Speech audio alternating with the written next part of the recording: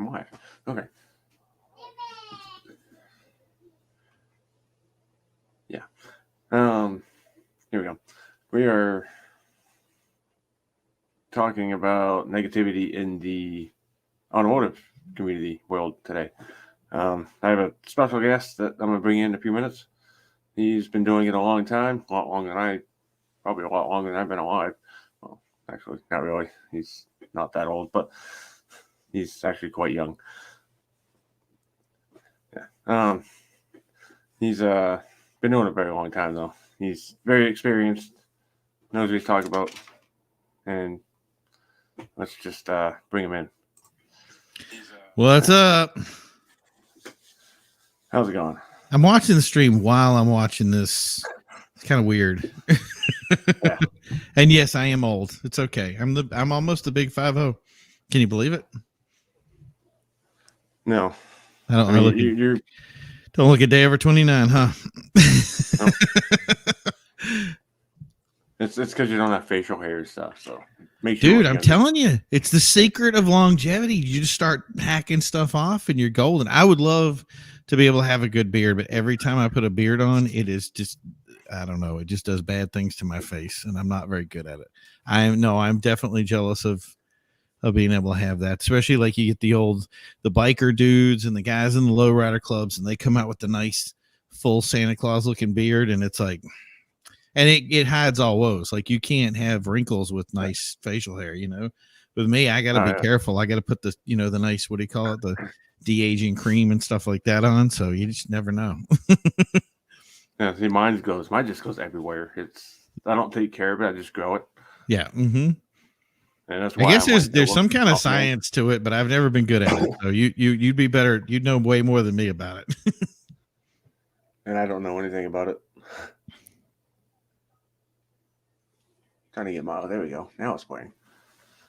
So, I like I said, I watched mine on my thing and try to make it work, but It wasn't working. Now it's working.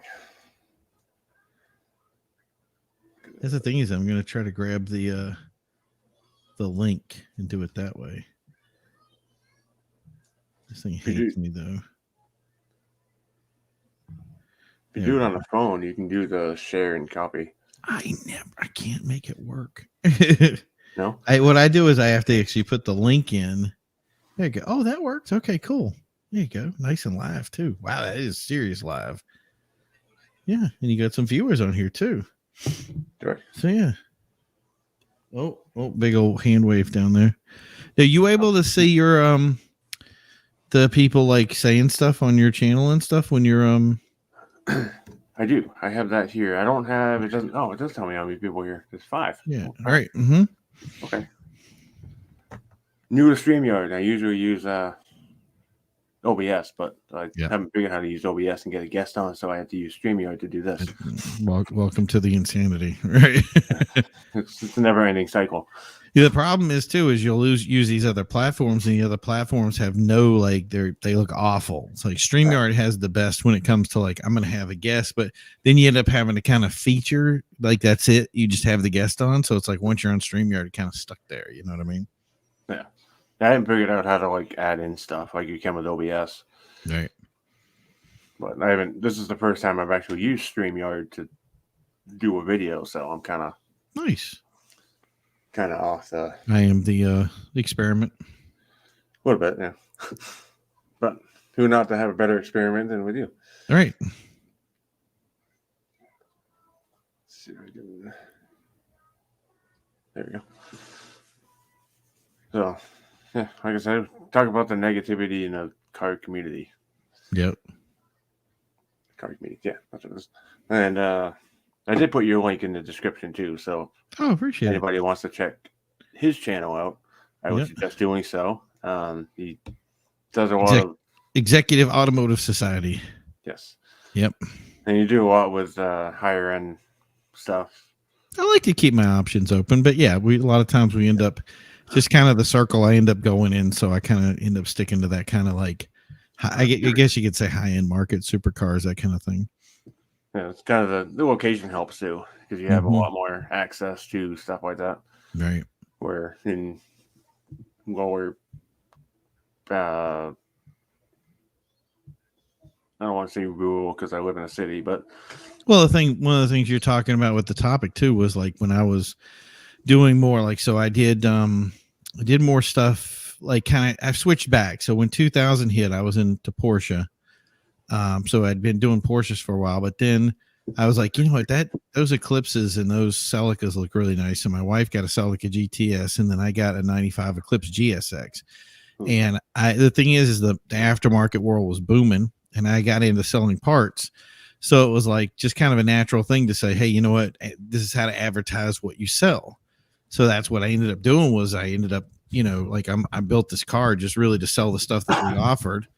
And it ended up working pretty good. So I ended up doing eBay and ended up being a power seller on eBay and all sorts of craziness. It was really fun. So nice.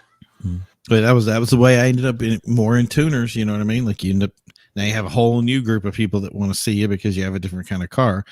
And then it ended up being like, the thing is I did muscles from like, good God, for the entirety of my first part of my life. You know what I mean? Probably back into, I want to say 98, something like that, at least 96, 97 at least. So that was fun though. Talk about throwing a car into you can beat a car up. Like you have a muscle car, you get in an accident with it, and when you come back, it's oh look, the radio's working. Can't do that in the tuner. No, you getting it back in the tuner, that car's gone. Mm-hmm. Yeah, so you have that's the lower third of StreamYard live viewer comment show up in stream. This is an example. That thing is still popped up on your screen there. Yeah, I don't know how to get rid of that. It's got to be a way. That makes it full screen. What is it? Oh. Tap on a comment to show it on screen. So you got this waving comment down here. There you go. There you go. Yeah, there you go. I'm wondering if that'll disappear. Yeah. Oh, wow. So you just click on the comments. Oh, there we go. There you go over to. Oh, okay, sweet. I never even saw that before. Nice. And now it has our names up there too. Yep. Which is what I was wondering about. I was like, why doesn't it have the names up there? Okay. Yeah, that works. Yeah. Yeah, I'm a big Porsche fan as well. I've always been a Porsche fan. What's your favorite Porsche? It had to be, if I was able to get any, it would probably be probably going to get the year wrong, but it's the early 90s. Yeah. The 964. Okay. I think it has a whale tail. Mm-hmm. And it's a turbo. Yeah. I believe that's what it's the one that came out right before the 993. Yeah. Yeah. Yeah. The 993 was kind of a weird car. Like I liked it, but a lot of people kind of didn't like it for the purity of it, I guess. I don't know. There was all sorts of stuff about it. When it came out, I was like, oh, I like that. But, they still wanted that old. The one before really kind of still had that feel of Porsche. And then there was kind of like this skipping of years as it went through. And then they started going back into the fatter, lower stance cars that felt a little bit more, I want to say, exotic. And then a lot of people picked them up and started making power. But yeah, mine was always I wanted the original Cayman R. That was my car. But yeah, it just there were so few of them made. I would love to find one. I always see Cayman S's, but I never see the Cayman R. And now they get the 718 and they got the GT4 and an RS version. It's like now I'm kind of like, I don't know which ones. They're all good now. So yeah. It's pretty much you go to a Porsche dealership, anything you pick up is going to be good to go. But that's what I miss about the old days with the old stuff. You had like your baseline stuff and then your higher up stuff. It wasn't like everything was higher up. Right. It's kind of I don't know. I feel like I'm old when I say stuff like that because people are like, well, cars are good nowadays. Like, well, yeah, but they were even better back then if you get the right one. Yeah. Well, I was imagine me. I was around when the first so to put it in context, I'm as old as the Lamborghini Countach. They were actually like launched at the same time. And it was funny because I remember following the model as it grew up, and then it got into the Cannonball Run days, and then it was like an acceptable model. And it really kind of took off. So it was like we've kind of gone together on this kind of trip, and it's like just got my my framed picture that's been with me since my childhood wall. And it was funny because I have that, and I was like, I got it fixed, and I'm going to get it framed, and that's going to be like my side wall picture over here of being able to grow up with that car and kind of see it. And it's funny because everybody's like, oh, I remember the Ferraris and all this stuff. I was like, the only Ferrari people know is the one from Magnum PI. Like, that was it. Nobody really knew any of the other cars. Like the 288 was huge and all this other stuff, but they were more the collector stuff. It wasn't grand scheme, and everybody knew Porsche. So that was your thing. And I was a big 944 fan back then. So it was like, owning one now that was kind of just the thing. I had the two naturally aspirateds, and then I went to the turbo model, and I'm really not sure which one I really dig more. I mean, obviously naturally aspirated loses a lot of power over it, but that thing is, I'm people get mad at me, but I feel like I want an LS swap one. That's it. I want to make it a real race car and call it a day, Oh yeah. I mean, those 944s are basically back then they were the German Corvette. Mm-hmm. Yeah, the handling is incredible. Like they were pulling, I want to say 9.6, 9.8 on the skid pad back in the day, and if you got the right tires, you could pull a 1, which was huge. And we had because there's the transmission in the rear, and the balance on it is perfect. I think it's funny that we had somebody a while back try to drift one, and I was like, you're not going to drift that car. It's just going to be weird. And it's weird because it's like so perfectly pivoted, and it's a shorter frame. You need something with like a long wheelbase and a lot of ballast, so it kind of pivots around. And that was the 944 was no good for that. And it's like drifting the 911. That's even worse. Like, how do you drift that thing when it's like the only time the back end breaks loose is basically when it like jackknifes? You know what I mean? It's like just let go of the gas and it'll do its thing. Yeah, that's the only thing with the 911 is that the only time you get the rear end to break loose is when you're about to die. Right. Yeah.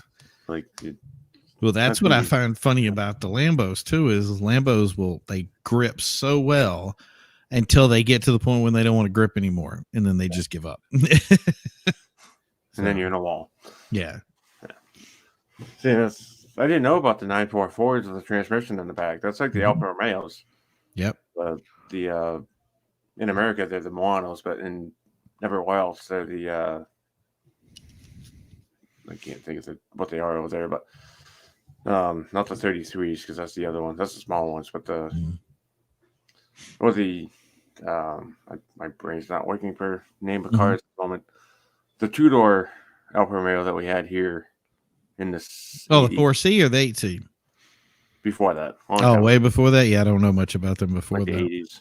Yeah. But they had they're like really perfectly balanced because they had the the longitude mounted engine, and then the transmission was in the back between the axles, so they had really good balance. Yep. And I guess that's how the Porsche, the 944 is too. Mm-hmm. Yeah, there's the design that was done to it was actually done, I want to say, by Audi, and they couldn't figure out a way to make it work. So they, the funny thing is if you see the 944 transmission, it actually has a stamp on it from, well, it has a bunch of places like this, but it has a stamp from Audi, Volkswagen, and Porsche all in the same thing. It's like, it's so weird because it was like the monster transmission in the 944 because it has a torque tube.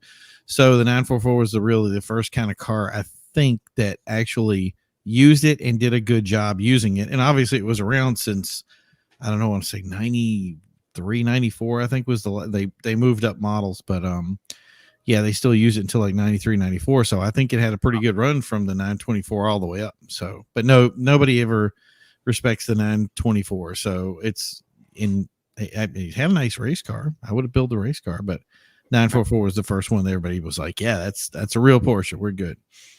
Yeah, they're wider and they're basically the same thing, but the gearing on a 920.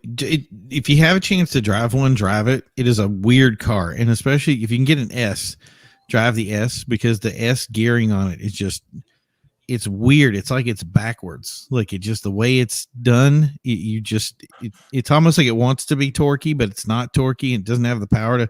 Yeah, you got to drive it. It just feels weird. And guys that love let's say 914s and 924s, they're like, those are the guys that like that's if you're that into that model, that's your model, and that's that's it. Versus like 944 guys will be like, yeah, I like this and this and this, and they'll like other cars, but they kind of stick to the 944 genre.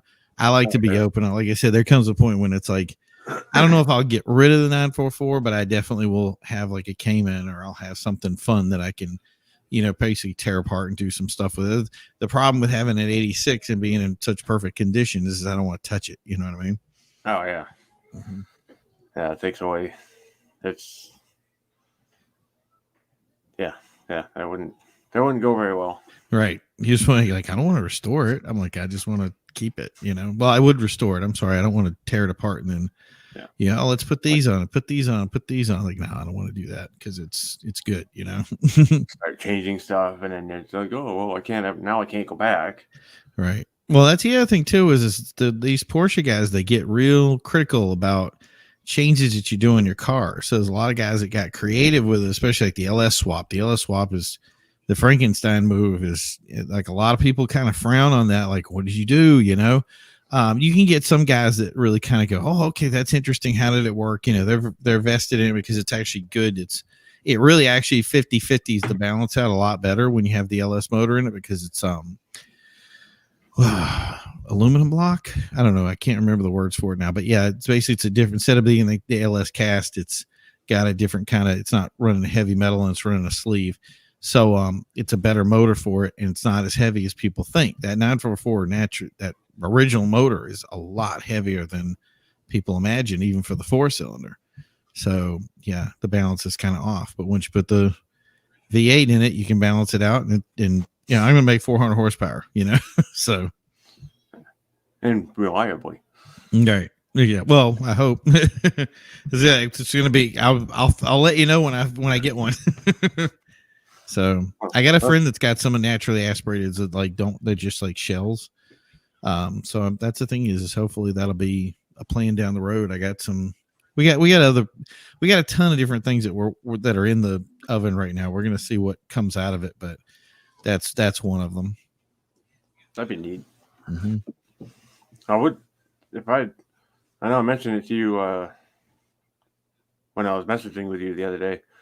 I'm trying to get into autocross. Yeah. Then the 944 is really good for that if you get the right one. Yep. Because they build power good, they handle really well. Mm-hmm. Like I've never actually driven one, so I don't know from personal experience. Mm-hmm. But from like watching videos and talking to people that own one, they handle really well. They're not big cars. Yeah. And I've seen, I think last year, one of the 2 times I went, there was a 944 there. Mm-hmm. And that did pretty well. It might have been a 924 actually, but yeah, it's one of those ones where it's like I was never like I had 3 naturally aspirated, an 86, and I want to say an 86, an 85, and an 85.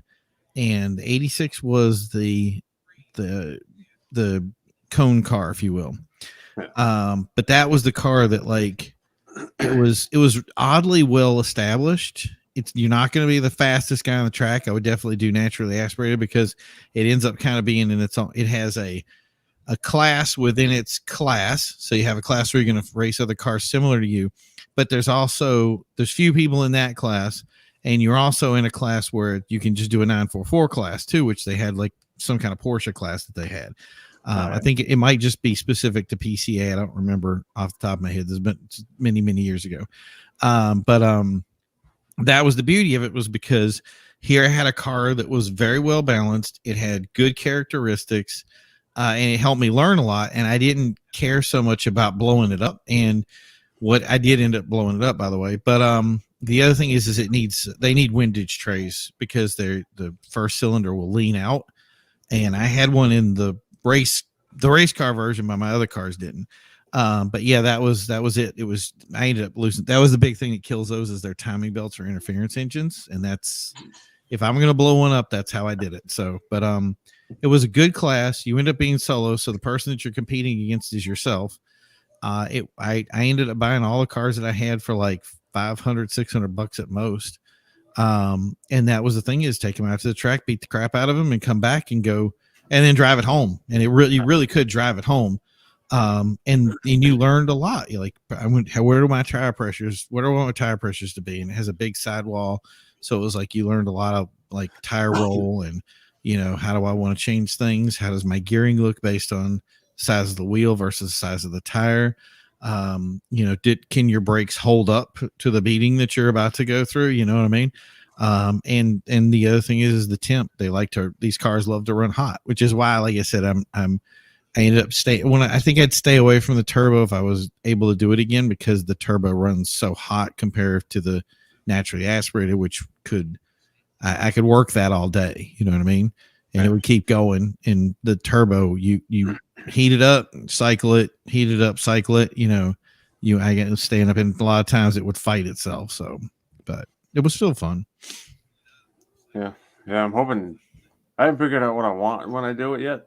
Mm-hmm. When I actually, right now it's kind of crazy because the cost of vehicles right now is insane. Find a beater. Find an old guy with a racetrack or something, like an old guy that used to race or something. And that's really what kind of got me. Like, I thought I was going to be spending $3,000 a car every time I wanted to race, basically. Right. And what I ended up doing was finding somebody who raced, and I was like, I don't want a race car. I just want the bodies, And then you take the car, and then you basically, and I don't want to say Frankenstein because it's not other parts. You literally find the parts. You don't need as much in the race car as you do in the in the actual like street car. See, like, I need a seat, I need the shifter, I don't even need interior. You just kind of throw the stuff in it, and all the stuff not in there is weight reduction. So finding something clean and then saying, hey, how much do you want for that? And $500 here and a couple of bucks there, and now you got a car that you don't care if you replace the engine every week. It's like I'm actually saving money. Like I said, I spent, I think the second one was $500 and the third one was $700. So it was like the most I spent was $700 on a car. And then you go out and race with it. It's like, okay, how much are the tires? And I ended up going with I forgot the brand, but I remember when I paid for tires for that car, it was about $80 or $90 a tire. So that was it. So, and plus it's smaller, it's older thing. So a lot of people would be like, hey, I want to offload these because I don't have anything to fit them on. And I was getting performance tires that could do 150, 160. I was never going to go that fast in that car. So it was like, it's like overkill. But that was the thing, is you got the good grip, and it's really the experience. You know what I mean? Yeah. Mm-hmm. Yeah, that's what I'm looking forward to. I don't really want to, because I have my Scion, but I don't want to take that out on the track, because I think it'd be fun, but I don't want to beat the crap out of it either. Yeah, I don't think that Scion would do as well. I think it would, weight wise and everything, the balance on it would kind of be top heavy. So it wouldn't do what you want it to do. And I don't think it would teach you I had a friend that just did it in Georgia, and he picked up a Ford Focus, an older Focus. And I want to say they had Civics would be awesome.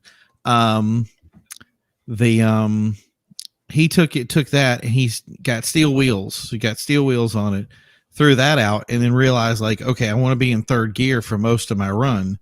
And he found a good loop to keep him in that gear. He's like, when I change back to the stock, I'm not where I need to be with the kind of racing I'm doing. So it was very interesting to see him grow through it. And he didn't pay that much for it. Like I said, with that Civic thing, man, I would love to see the one that I loved seeing, and the guys that I think were underappreciated with the Acura Integra guys. Those guys, they I don't know what it was with that car, but it did such a good job of like throwing around the track and beating up on cars that were much bigger. Like I saw one beat a BMW Z. He came in second place behind a Mazda Miata. Like it was cool to see him race. Yeah, I'd like to find a Miata. Yeah, because that's like the perfect autocross car. But like I said, the cost of those are going through the roof. Yeah, and trying to find anything. I'm gonna look that up. 96 coupe. 96 coupe. He has a fun car. The only problem with his car is it's modified kind of Yeah. heavily, so we put him into a modified class. Yeah. So I hate that. Yeah. yeah, so it's not like if he had a stock '96 Civic Coupe, he might be all right. But being in Oh, that yeah. The 96 era, Coupe. So we're talking Fast and Furious. yeah, yeah, it's Yeah. basically the same ones they used to hijack the trucks. Yeah. Right. Yeah. Mm-hmm. So I think those are actually '95s, but they might have been Yeah. '96s. I thought it was a 96 EX. It So, might have been. yeah. I'll have to check what the door handles look like. That's the only way I can tell the difference. And No, the headlights. I'm not that good yet. So, yeah, 96. Yeah, there you go. 1.6 VTEC. Yeah. So I was at B16. And then everybody was doing back then, they were doing B18 swaps to them. B18C, I want to say it was. Man, Yeah, that's going that. instead of the GSR. We're talking long time ago for that conversation, man. Wow. Remember guys bringing that sucker to the track and just being like, whoa, okay, what are you doing? They used to tear them cars. They were so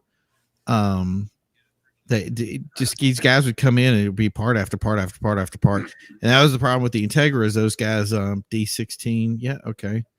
The problem they had was that they had the axles in the front just could not hold load and they would break them on a regular basis. Oh, yeah. So they made a build up for it, like an aftermarket thing for it, but it just didn't, they still snapped them. Yeah, I was gonna say there is an upgraded like power built type axles for those, but just front wheel drives don't do well with a lot of power anyway. Mm-hmm. Yeah, it was that. I think probably today you'd probably be able to find somebody that could make something that was strong enough to withstand it. But back when we were doing it, it was, and I never had, was a friend of mine that raced it, but yeah, he couldn't get the even at the aftermarket. So like, this is the fix. And I was like, I don't think, I forgot how much he was making for horsepower though. I want to say he was making like 300, 400 horsepower, but I don't remember, probably making more. So I forgot what he ran too. I don't even want to guess now. Cause it's like, we're talking way back, like when HIN had just, he ran his big run when HIN moved from the Bayside Expo Center. And then they started doing the New England Dragway. Wow. And that was when he first took it up to New England Drag. I mean, he was racing before, but that was the first time I ever got to really see him throw it down on the track in that Integra. And he made it. He went the day, but he was like, at the end of it, he goes, yeah, I'm amazed that it made it without breaking an axle. And I was like, oh, really? Yeah. So, and then when the more research we did with it was like, wow, they really are like snapping them left and right. So, oh yeah, but yeah, I'm hoping he goes out this year too with that Civic. Even one day, and I think he's still watching. So hopefully you hear this and you hear me tell you that. Because the one day pass for that, not to promote the CMC, Come One Motor Club, which is the one that puts on the shows, but you can go out, you can show up with the car as long as you have a driver's license and it passes tech, and you have, I think it's for the one day pass, it's only like $80. Not bad. Yeah. And then they do a morning thing and an afternoon thing, and depending on how many people there are, you can run your car. You can usually get like 10 or 12 runs in. That's a lot. Wow. Yeah. Yeah. And so that's really, I've gone out on a couple runs. If you look back on some of my old videos, I have some of the videos from one of the, I think both times. The Viper video I have. Let's go one day. My buddy's RSX goes this spring. Oh yeah, him. Yeah, I have a video with him. That RSX actually, that was fun. Nice. But yeah, if you go back, I have videos of me doing the ride-alongs, because you don't even need to own a helmet. They prefer you to own a helmet, but they do have helmets you can borrow, so you can go out and try it out and see how it is. But that's what I'm hoping to do this summer too, if I can find a car, because part of the reason I brought that up is the topic of the video as Mhm. well. I spent probably the last 2 years going to as many car shows as I can, car meets and stuff like that. And the people at car meets and car shows are just not the same. Like Mhm. the negativity you get from those shows, which I'll go into deeper in a minute, Yeah. is just insane. But like you go to an autocross event. The last one I was at, there was a Lotus Elise supercharged 06, a Z06 C7 Yep. Corvette, a couple other things, lots of Miatas, of course. And it didn't matter what they had. Like it was, like the lady with the Lotus Elise was very friendly. Mm-hmm. I talked to her. She let me sit in her driver's seat and check it out because I'm 6 foot. I'm 6 foot, Mm-hmm. like 220 pounds or so. So it's like, do I fit in a Lotus Elise? And the answer is yes. Right. Um, Hey, you just roll until you fall out. You're good. yeah. And once you're in, you're fine. Like there's plenty of headroom. It's a little tight in like the hip and the leg area, but you're driving a Lotus Elise, so you don't care. Right. But the Viper that I rode in, which that was also there, it was a 95 Viper RT10. I rode in that, and I'm sitting I think I'm sat in the driver's seat of that. Well, I think I remember you telling me about this too. Yeah. I don't know if I saw the video for it, but I remember this discussion. Yeah. Yeah, that video's up too. That's got that video with the Viper has inside of it has I transitioned over to the video with Vicky in the yes, we know you fit in everything. You're 5'6". Must be nice. He's 5'6" and he's scrawny, so he fits in anything. Nice. But the Viper video has the Lotus video inside of it because I was talking about it in the video with the guy driving a Viper, and I transitioned over. I was kind of proud of myself with that video, but that's a whole different story. Hmm. I did a little bit of editing tricks that I was like, that's cool. But yeah, so you can see the ride in the Viper and the ride in the Lotus. But the Viper wasn't at the autocross, the Lotus was. Mm-hmm. The Viper did do the autocross. I just didn't go with him because the owner of that car was 74. Okay. And he's never autocrossed before. And so you're afraid for your life? A little bit. And his and everybody else's. 8-liter, 400 horsepower. No, it's more just the Viper itself. Like, there's a lot of cars out there that could be 8-liter and 400 horsepower, and I wouldn't worry about them. But a Viper, I'm like, it gets a little relentless in that thing. So yeah, it's one of the, like you were talking about with the Porsche. It's once you lose traction, it's over. That's all that car is good for too, is losing traction. Yeah, I don't know how he did pretty well. The only issue we had is the previous owner put a battery in the trunk. We located it because it's usually behind in the wheel well, the rear wheel well. So you have to take the rear tire off and stuff. So he put it back there, but didn't have battery tie downs. Okay. So to pass tech, you have to put stuff around it and make sure that it fit. Wow. Whatever, so it didn't tip over. But he went around a corner or one of the cones quite fast, and it tipped over, and the quick release came out, or whatever, the battery thing, so it killed the car. Wow. But everybody was like, oh no, what's going on? And I have video of that too. And so everybody was like, oh, it's a Piper, and I tried to buy it off him for like $200. But he was like, he just got the car like a month ago before that, so there's no way he was getting rid of it. But he almost knew instantly what it was, because those don't have locks on them, right? Door locks and stuff. So the only way you can protect yourself in that car from getting stolen is the trunk has a lock. So he had to have that quick thing. So every time he parks the car, he opens the trunk and disconnects that. Right. Which doesn't disconnect the battery. It just disconnects so you can't start it. Right. But the Viper is really a race car for the street, and it's a different very different animal. Yes.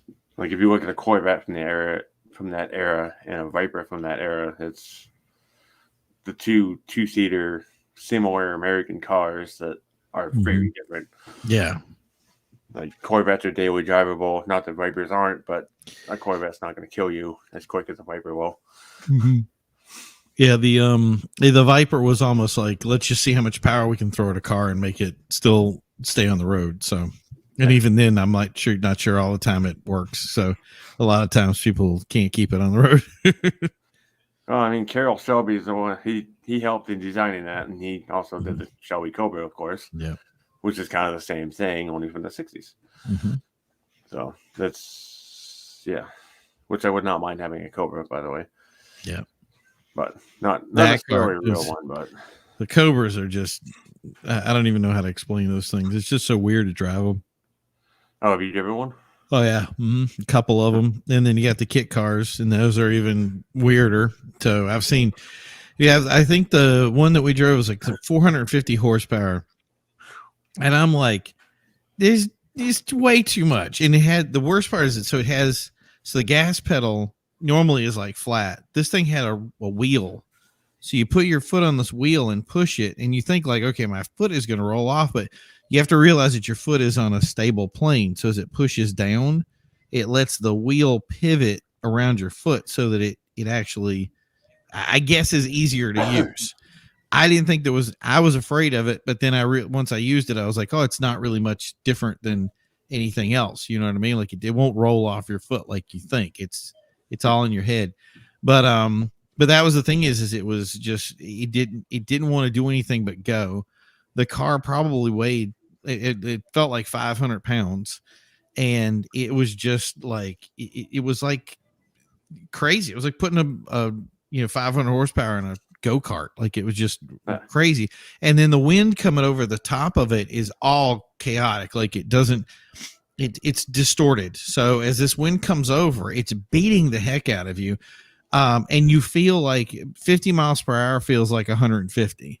So, and he's like, yeah, just keep pushing it. I'm like, if I hit anything out here, sand, and I mean, you know, New England, no, we wouldn't have any sand on the road.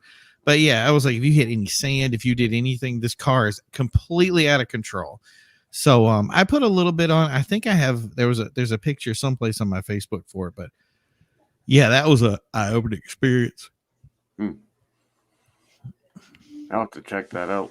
So I've sat in a couple, but I've never driven one. I've never been in one while I was moving. Yeah. Well, go to Factory 5 has kit car appreciation days, and they have all these guys that bring their cars out. And if you want to do anything, like the ones that we were getting were like they were going to be cars that were going to be sold.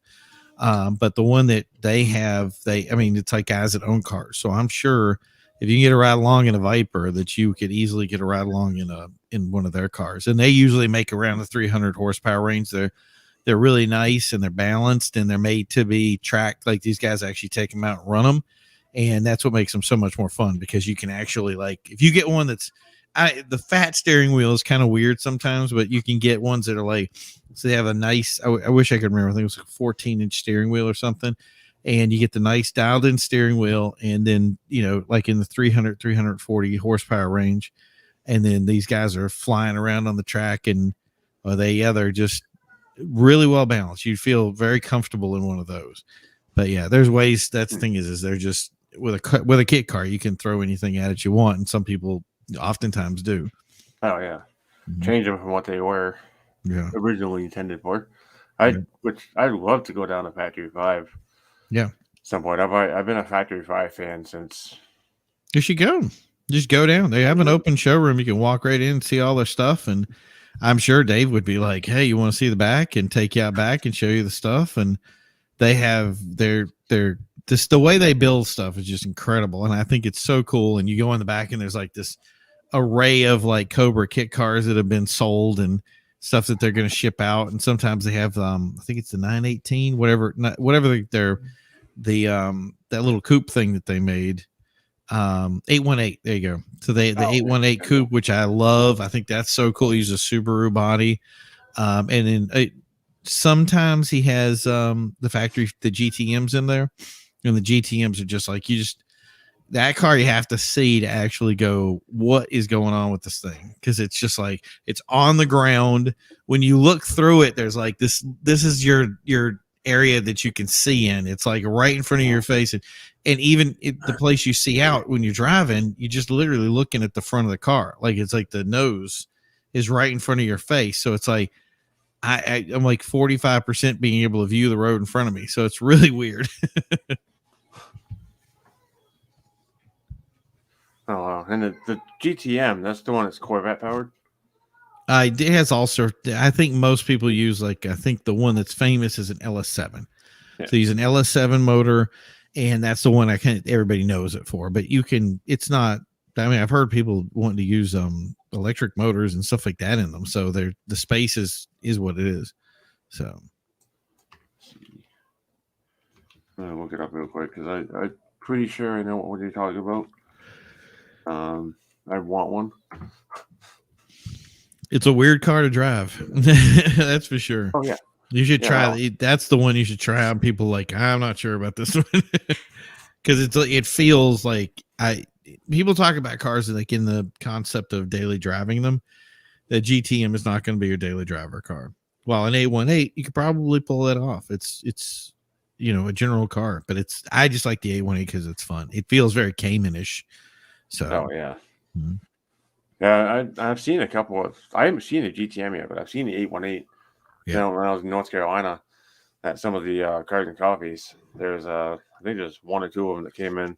One was a skeleton, and the other one actually had body panels on it. Yeah, and they look really neat, and they look kind of fun. Yep. And I think there's actually one at the Autocross this year too. It might not have been an 818, but it was similar. That would be a really good Autocross car for sure. Oh yeah.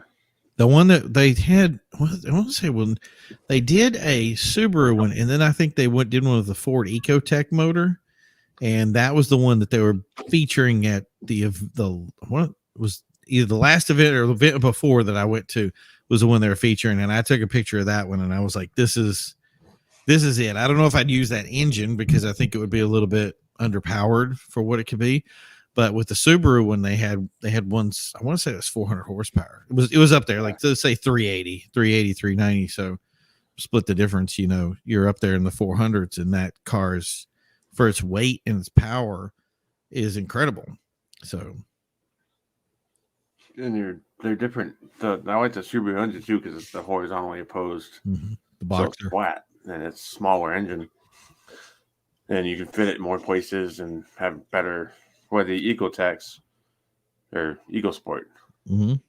EcoSport, whatever. Yeah. The Ford engine, I believe it is. There you go. The one that's in the Focus and pretty much anything Ford nowadays, other than other stuff. But anyway, the those where they're bigger and wider, and even though they're smaller displacement than the even a 2.5 Subaru engine, yeah, you can still fit it.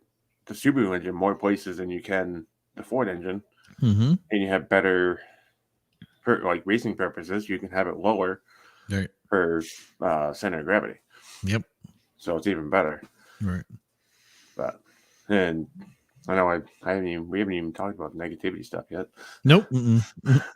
We touched on it once. You were talking about the friendly people at the automotive show or at the autocross event.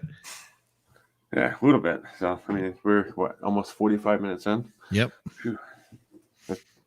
No, we had a good conversation. Maybe you just go back and change the title of it and just be like Automotive Talk / Automotive Talk. Yeah. Just talking about random. Right. The random show. Yeah. But, no, I mean, really, the only negative stuff I can really think of really is just a lot of the people nowadays are like, oh, you bring whatever you bring to the car show, and no matter what you do, it's never good enough. Well, that's the thing is you were saying something about you wanted to elaborate on it, and that's the thing I really wanted to hear from you is to hear kind of your, I guess the word is your experience on it, and say, what has your experience been versus my experience versus the experiences that we hear. Yeah. Well.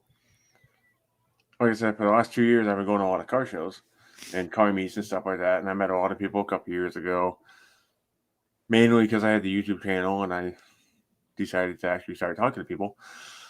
Plus, I've been in the cars for like 20 years anyway. But if I think back to when I was younger, I used to go to. I'm sure you're familiar with in Oxford. They have the Shoshana Drag. No. No, there's the largest car show in New England until like 2006 when. What's it called? The Shoshana Drag. I don't know why I haven't heard that one. That's funny. It was put on for like 25 years. Yeah, send me over some stuff for me because I'll take a look at it. I might know it and then just not. I may know it by a different name. It was put on by VIP. Well, they were a sponsor. Mm-hmm. VIP Auto. Yep.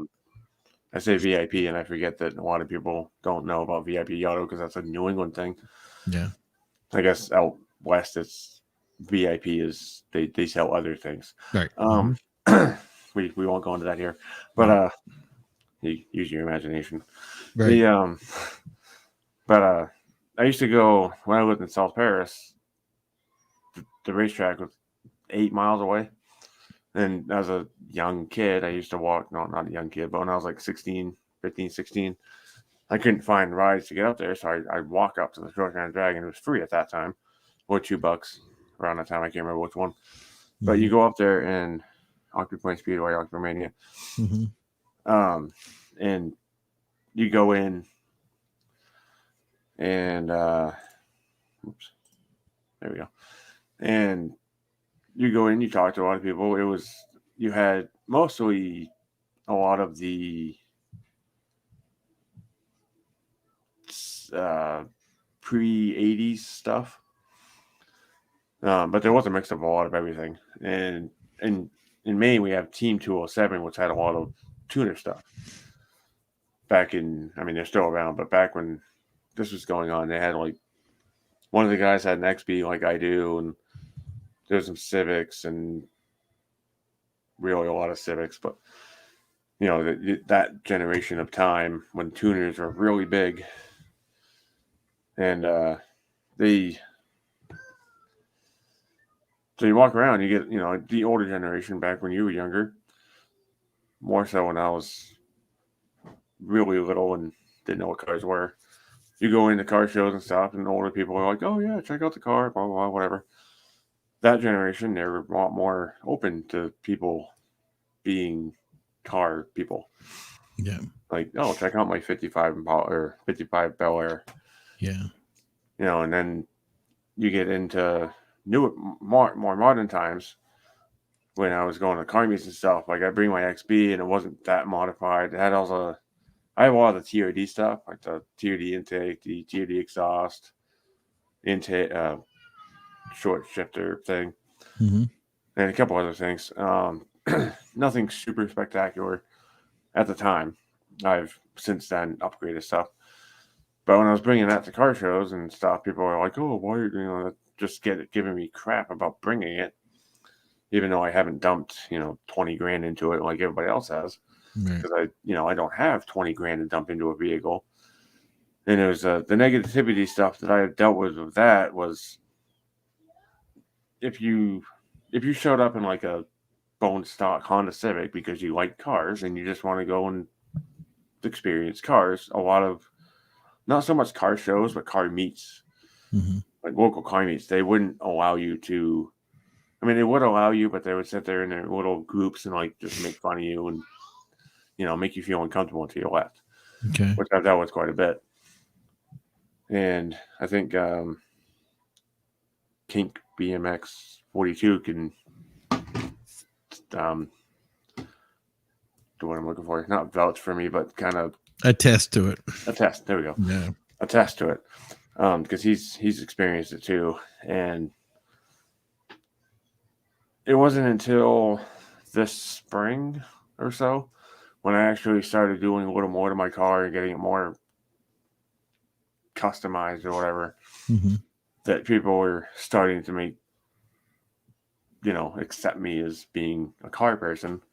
Okay. Even though I've been a car guy since I was 10, Okay. if not sooner. Which is what, 25 years. Mm-hmm.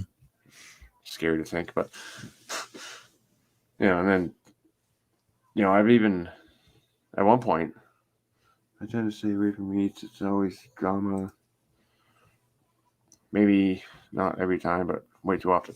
Yeah, exactly. And that's kind of what I was getting at. There's a lot of drama that comes along with the car meets versus car shows, because car shows are usually put on by, I don't want to say like well-established places, but the problem is lack of respect in car meet etiquette. Yeah, that too. I'm sure I you think probably we have should have something him to on say. the show because I'm like ready to ask him some questions. Well, because that's the thing is the wording that you have right there, respect and car meet etiquette, and that's where. And one thing that we were going to go into with what you were saying before with kind of the history of going to the car shows and say, and they're going to use wordings like car meet versus car show.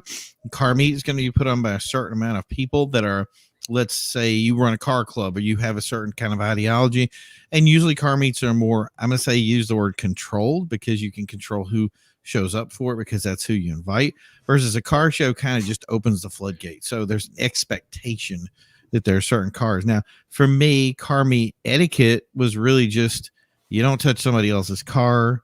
You don't, like, you know what I mean? Like, there's certain respectful things that you do. Don't try not to leave early. There was a lot of things that we had that were rules that other people didn't have.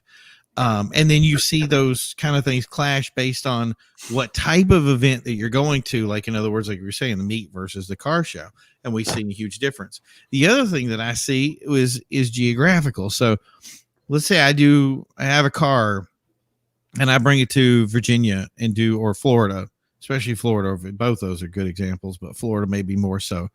But yeah, I do something down there, and you're going to see guys that are a little bit more accepting of me, based no matter what I drive. In other words, I show up for an event, and I'm like, I'm gonna drive the Genesis today. I'm not going to drive the Porsche. And there's a lot of people that would look over and say like, oh, that car is really cool. And they're going to start seeing the positives or try to see the positives in it versus, then you get up here and you get to the north and you get people that are more and more critical of the cars. They want to drive a certain type of car. So you're either a muscle car, an import guy, Euro guy, an exotic guy, a bike guy, or a hot rod muscle car, or hot rod or a low rider guy. So you have these different kind of genres they fall into. Now, some genres are a lot more friendly than others, but they also do a lot of separation here that you don't see in other areas. And obviously, so we have the Big Bass Pro meet, which is people just kind of consider it as a car show. But the people come in and then they kind of find their clicks. And then you have people that just kind of park wherever, like the military guys have their section. They park their military cars in, I'm guessing because it's geographically, easy for them to park in the area that they're parking in. And then the tuner guys park on the back side, and then the muscle cars park in the front, and the motorcycle guys park way on the left. And I think it's way on the left because it's easier for them to get out. You know what I mean?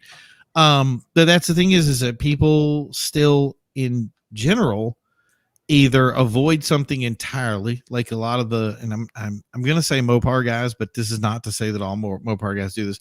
A lot of the Mopar guys are very critical of the cars that come in. They only want to have the cars that theirs. And I've even seen them say, oh, I don't want the older cars with the newer cars. This is an old car meet, and they'll use words like that. So, but yeah, on the whole, like I said, I go to Virginia, I go to Florida. These meet, there's no real negativity, and the idea that the etiquette is just for be friendly.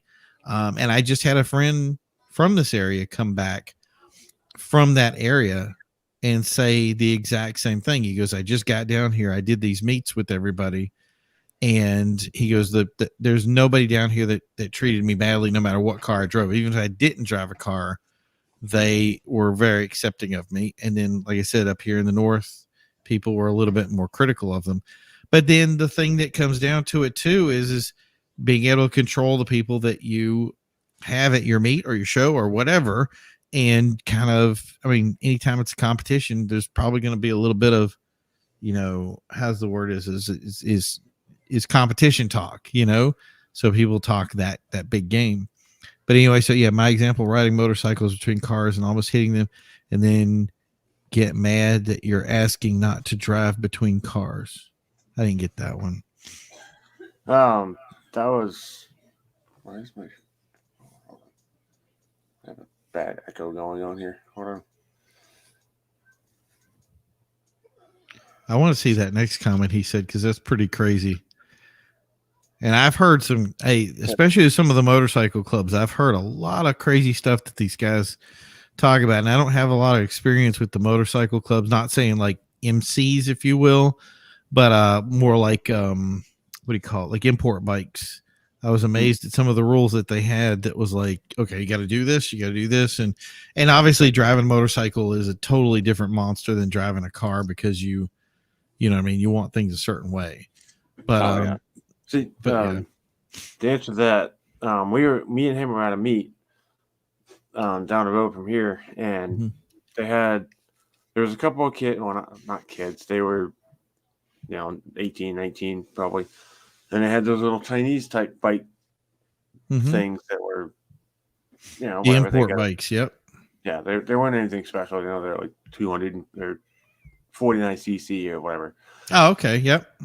Basically, just a scooter that wants to be a bike. Yeah, makes sense. Hold on. And he was riding. We were all parked kind of in a thing. So that other one up there. We were all parked in a thing in the parking lot, and they were riding in between the vehicles. Yeah. And he saw it, and he went and told the kid. He's like, I say kid, but me and him are both 35, so right. Anybody that's younger is basically a kid. No offense to anybody, just. And he didn't hit anybody's car, but he went over there to try to explain that you shouldn't do that, because if you lose control of the bike, or right, he wasn't going fast or anything like that, but anything could happen. Why risk it is what he was kind of getting at. Yeah. What the guy say when he said it? Did you get mad at him, or? Oh yeah, it almost turned into a fist fight, because. Yeah. See, we had a guy like we do. I worked doing some stuff with Untamed. Went to their events, and I was having a lot of fun. They had this new location that they were doing. We had a guy in a Lexus drive up, and so here's these, they're trying to make a good impression the first time out. They actually had some, so there was a couple of tuner cars, mostly like Cadillac luxury cars. Then they had a couple of other like little luxury cars like BMW and stuff thrown in.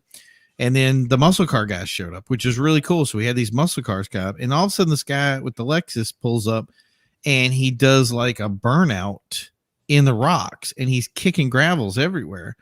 And I think there was like 5 dudes that like ran over to his car and was like, dude, what are you doing? Like started yelling in the car. And he was like, oh, I'm just doing this. And they're like, you're throwing rocks. Literally, there was a Mopar, a nice car, like literally behind him. And it was like, if he had moved a couple more feet, I'm pretty sure he would have pelted it. And it was like, here, you're making everybody look bad.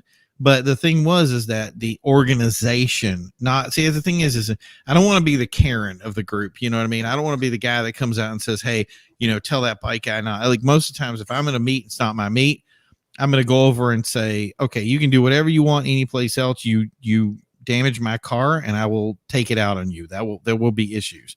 And that usually straightens them up, because they see it, the ownership part. But that's the thing is it's not my job to police a car show. I'll look at the car show runner and go, this guy over here is doing the stuff, and you're going to end up with a problem. But that thing is I won't go over and try to, magistrate on the thing, because it just ends up, like you were saying, ends up in some kind of a fight.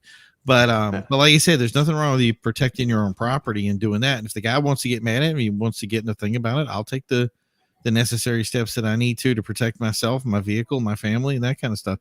And that's just, no matter what you do, that's the way it's going to be. So, but yeah, I'm not going to go out there and say I'm going to get in fist fights with people or any of that. But that's the thing is I have to take the steps. And if that guy doesn't want to respect the area, then you know what, your meet is not on my list of stuff I'm going to visit anymore. So thankfully Untamed was able to get ahead of it. They never had an event like that happen again. And then when they did their big show later on, they filled up a strip mall parking lot. You know what I mean? It was full. But that was the thing is that's where you got to nip it in the bud, get ahead of it, and teach them the etiquette. You know what I mean? Oh yeah, yeah. See, that's on a positive note. On that, we have there's a guy that runs. Yeah, and click that other one real quick because I want to respond to that. See, then this is the thing that's enforced. I was trying to be respectful just to make him aware and flipped him out. Other people verbally attack him almost. So this is the thing that I say to this. And remember, now I am in no way. I don't want to take responsibility per se or whatever. I've just been doing this for probably 30, 40 years. I started doing my first car shows or going to car shows in the 70s. And that's the thing is I've been doing this for quite some time. Here's my opinion on it is that anytime you go to anybody else and you take it upon yourself to do something, they're going to be angry at you because they don't see you as having the power. They don't see it as your event. They don't see you as owning it. The best thing you can do, and this is what I've done before, is I said, okay, so that guy wants to be disrespectful. I'll go up to the guy that's running it and I'll say, thank you for having me out to your show. This guy over here wanted to do this. Nobody stepped in to stop him. It is not my job to police your show. I want to thank you for your time, but I will not be returning.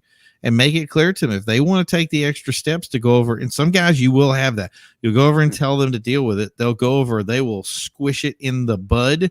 And then they'll come back to you later and say, by the way, that guy will never be a problem again. He's not coming to any of our events, and problem solved.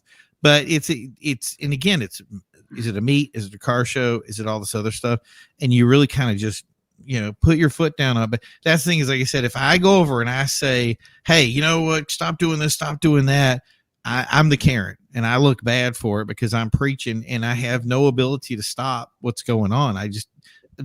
As a consumer, I can either shop at the store or I can take my money and go home. And that's the thing is I can look, I've had car shows where I went and the people running it dropped something on my car and put a dent in my car. So it's like, what do I do? Do I sue them for the dent removal, that kind of stuff? But it went back to, again, like that car show that happened that I never, ever went back again and said, called it a day. So I want to see this one. Someone who was supposed to be my friend was even attacking me because I confronted the kid. I walked off, left, and been to another there. So this is where I'm talking about with the negativity thing too, is like, this is where, so you try to confront them. They come back and say, they call you a Karen. It happens. And then you go, hey, I'm trying to defend something here or doing whatever. And then you end up looking like the bad guy. And that's the problem, is because whenever you take action at somebody else's thing, it ends up making you look like the bad guy. And there was a time I did one down in Plymouth one time. And I remember going over and saying something to somebody like, hey, you got to remember too, I've done exotic shows where I have people that literally walk up and get in the cars and like, they know better, like somebody else's car, just trying to open doors and sit in cars. And you would think that they would be smarter than that, but you go up to them and you say, hey, what's going on? And they're either going to lie because that's what they're going to do. They don't want to get caught. Or number two, it's people, especially they've been problems for years and years and years. It has to do with their mentality. So there's two ways of dealing with it. You're going to lie about it. You're going to fight about it. So now you've gone up and said, hey, don't sit in that dude's car. It's somebody else's car. And they go, what do you mean? Blah, blah, blah, blah. And so now there's an attack. And if somebody asks, it could be, well, why did they do that? Well, because Primo walked up to him and asked him a question. Well, Primo, why are you causing a problem? I didn't cause a problem. I guess the guy was sitting in somebody else's car. And then after discussion, then everything gets fixed. But that, like I said, it was in some of the cars. That's why I liked running shows, was because I always had the ability to look at somebody and go, you're at my show and you're sitting at somebody that's at my show's car. I will literally go have security come over here and escort you off if I ever see you in another car, in fact, leave and never come back. And now you have control and you have power. So that's the thing is you two things about negativity is don't promote the events that promote negativity, and support the ones that make sure that negativity is not tolerated. Those are huge differences. You know what I mean? Oh yeah, and that's the one you talked about. The supposed to be his friend. He was the one who was putting on the car meet. Yeah. And that's As well. dude, it's like that's how do you have that discussion? You know what I mean? Like this guy's driving over here ruining the show and you're letting it happen. I can't keep coming to your show if you're going to let that stuff happen. You're not, especially when you're not going to have my back. Like I'm sitting here trying to help you out with your show and you leave me out there hanging and not, you know what I mean? Like look at the dude and tell him to get out, you know, like flex some muscle. We had it, we had a show a while back. Man, I don't want to name the group, but I really want to name the group, but I don't. But we had this event and this guy comes up to this girl and he either worked with the group or he was one of the sponsors or something like that. So he had this woman and he went up to the woman and just started disrespecting her. So it was definitely very sexist, all the stuff he was saying. I don't know if he was doing it because he wanted to troll or whatever. And the guy says, I don't know what to do. And I was like, dude, get in there. Like she works for you. She's part of your organization. You're part, you run it. And here she is getting lambasted and she was doing a good job of coming back at him. But I said, there's no reason she should ever have to defend yourself and hurt your show. And I said, if you don't get in there and do a superhero move, I will do it myself. Say I worked for you and I'll make sure that he gets kicked out because I was like, that is not going to fly here. And it was so funny that she had heard what I had said. And she was looking over later and she came back and she goes, yeah, you handled it right because you were going to go in and do this. I was like, I'm going to do what it takes to make sure that she should never have to deal with that situation. And that guy that did that should never be back at any of her shows. So, and they had the next meeting they had the meeting of the minds of the people that ran it. They had me at the meeting. And I looked over and I said, that guy's never coming back, right? And they're like, no, he's never coming back. And I said, see, I looked at her. I was like, see, we got this dealt with. And that's the thing is now you have somebody and that woman worked her butt off to make that show work. And she was probably one of the most underappreciated people on the staff that jobs kept getting handed to other people. And I said, if you want to do it right, she's here because she's the person that can fix it. Give her the job and watch what happens. And they end up giving her stuff and the event blossomed and it was incredible. And my screen's popped off. But yeah, she fixed a lot of the problems and now she had the power. She didn't tolerate stuff anymore. And people that, you know, I didn't like that guy because he didn't do this or he didn't do that. And you started building respect. So once you start building that respect over and over again and people have your back, now that's the event I'm pushing. That's the event I'm promoting. And that's how I do my stuff. Like, you know, I promote events and I promote people that I've never run an event with them. I just know them as people I've done, you know, like they run a show. I like their show. I like the positive mindset that comes with it. I like the people that show up for it. I'm going to keep promoting those shows. I'm going to promote somebody that puts in the work and says, you know, hey, they don't ever listen to me and they don't let me judge. Well, maybe they don't. One guy, they don't let me do anything. And I'm like, yeah, because when you do it, you don't do it. You just sit there and I got the job title and now you don't want to work. Like there are people over here that want to work and want to put it in and they want to be a positive influence on the car community. Empower them to be positive in the car community. And you will start seeing people learn etiquette because the way you don't teach etiquette is you let people drive between cars and the motorcycle at your meet and you're like, oh no, that's okay, it's cool. Right. That's how etiquette never got taught. So somebody says I can get away with murder and obviously they've learned to yell to get their way. So I mean, they're, you know, hey, you want to be a big baby about it, congratulations, you're a big baby and you know you got away with it. Instead just smack some guy down and be like, hey, if you want to keep coming back to my show and being a baby about it, then maybe my show's not for you. And then you can leave guess what? There comes a point in this small community that once you start getting ostracized, everybody else knows the people that are ostracized. And, you know, that person is a top. There comes a point when they don't ever come anymore. And bummer, we lost an idiot. All right, good job. You know what I mean? Like, now I don't care anymore. I mean, the thing is that, hey, you know what? We used to have people like, I don't want to do a show without everybody showing up. No, you don't. You don't. There's a lot of trolls out there right now that don't want to be friends with me because they know that I'm a good person and that I defend people that are good people. And it's funny. They don't want to come to my shows anymore. And guess what? I didn't lose anything. So, and that's how you improve things. Oh, yeah. So, Because we similar story up here locally. We have there's a group that unfortunately the guy that runs the group or whatever. Yep. He's not doing so well health wise. Bummer. Yeah, he's been in and out of the hospital, and he's missed a couple of his shows, and like he'll do like a spring meet, 1 or 2 summer meets, and a fall meet. Yeah. And he's been doing that for years, and I think he's probably closer to your age, maybe older. So he's been in That's the car kind of scene. there's somebody that's sick and dying, and there's my age. All right, that's making me feel really good. But yeah, go ahead. It's not funny. I Yeah. don't want to go into what his issues are, but Right. it would make more sense if I did. Yeah. But I just don't want to do that because respect to him. Right. I'm probably also not going to mention the group either, but I've been going to his meets for probably 6-7 years, and I kind of looked at him at one point like he was not a very nice person. But okay. It was more. It wasn't that he wasn't a nice person because he never really had much towards me. Like we've been pretty decent for the most part. Yeah. There was a small time, but that's a different story, I guess. But we always did a lot of the parking garage meets here. Well, he did, and this was a lot of groups with, people that have higher end cars, and like one of his buddies has an NSX. There's a guy with a Lamborghini. Mm-hmm.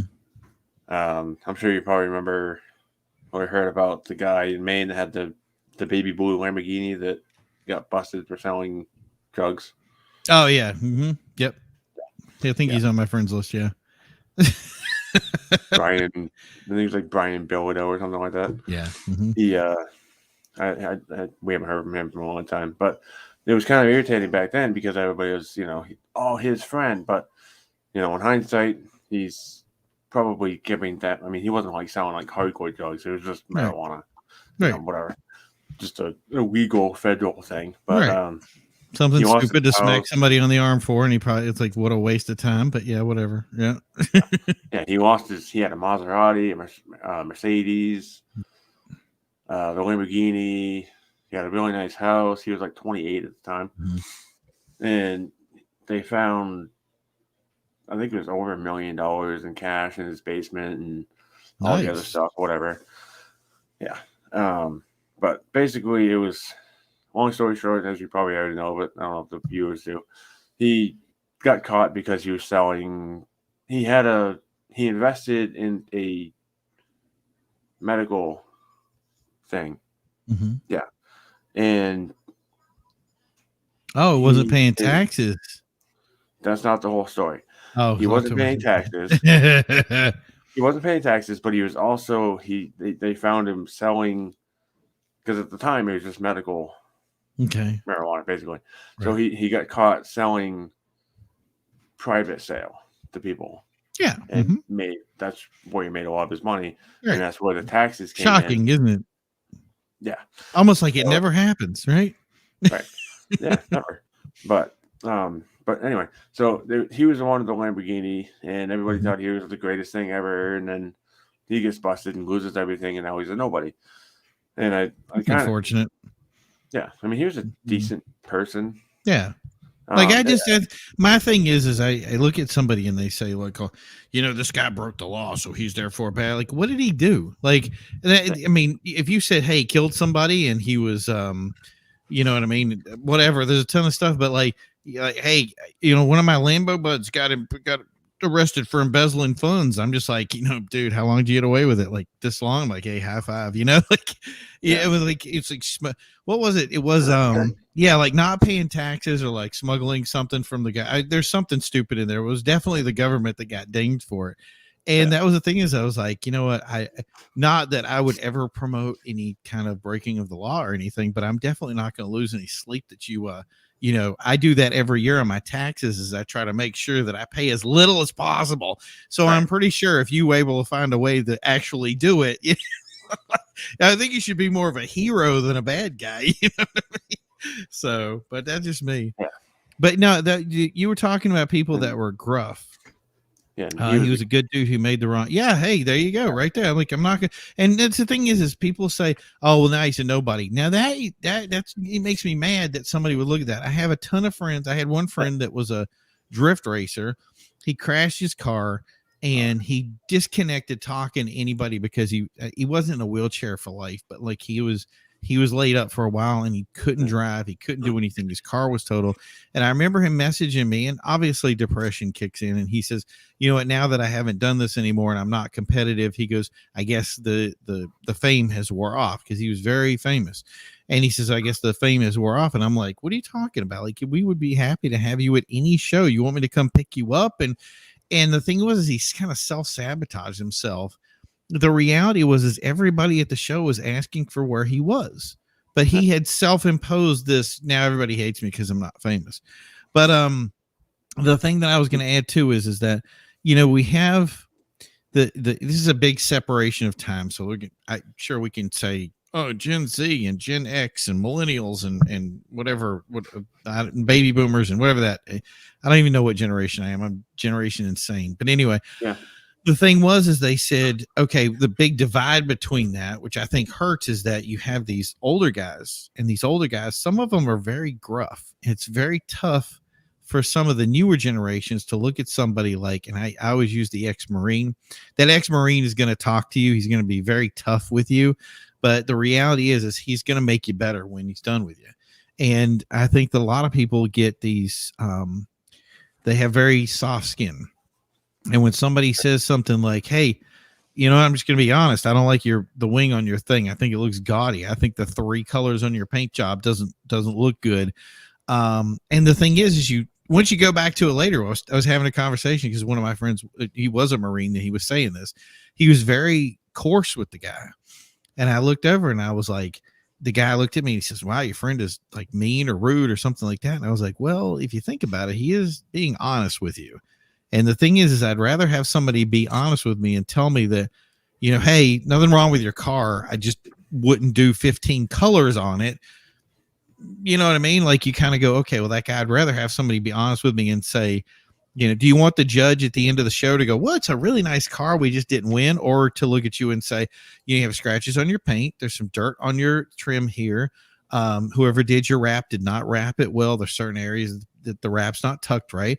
And the thing is, these are things can improve to make sure that next time you might have won the show if you had brought in the right stuff and done the right stuff, the things to, you know what I mean? Or would you rather them talk behind your back all the time and say, you know what, I can't bring anything up to the guy because he's not open to any sort of constructive criticism? It goes both ways. You know what I'm saying? Oh, yeah. So, but yeah, that's the thing is especially with these older generations, like people, and I think because of the timing of my age, it puts me in a good area to be able to connect those two areas together. Because I know the softness of the new generation, and not everybody is soft, obviously, but everybody, it's the stereotype, if you will, but the softness of the new generation versus the gruffness of the older generations. And the idea that, let's be honest, the reason that people call them boomers is because they're being honest and upfront and just saying how they feel. And I mean, I guess being honest anymore isn't acceptable. So, but anyway. Oh yeah. Yeah. I'm older or younger than you are, but I'm kind of see both sides of it too a little bit. Right. Now that I'm getting older too, it helps. But what's the first year of millennials? What's that year? I want to say it's like 84. Wow, really? Yeah, like I'm technically a millennial. Huh. Yeah. Kink's a crazy times. Funny. Now I'll tell you, Kink, I love that statement. I've said this before too, because everybody looks at me and says, okay, everything's different now. And I'm going to be honest with you. None of it is different. There's just different, maybe there's different ways that we're doing it. The same fight that you're having now is the same fight we had when I was young. So when I hit the 79 to 80 area, we had, we didn't have electric cars, obviously, but the government came in and they said we don't like any of the cars. The cars we have smog. They blame smog on cars. They blamed the oil shortage on it. They dropped all the speed limits to 55 miles per hour because that was supposedly dangerous and it was supposed to save gas. How stupid is that? So they did all that. So now the cars, we had a Trans Am that went from say 400 horsepower, let's say 380, give or take. So it's 380 horsepower.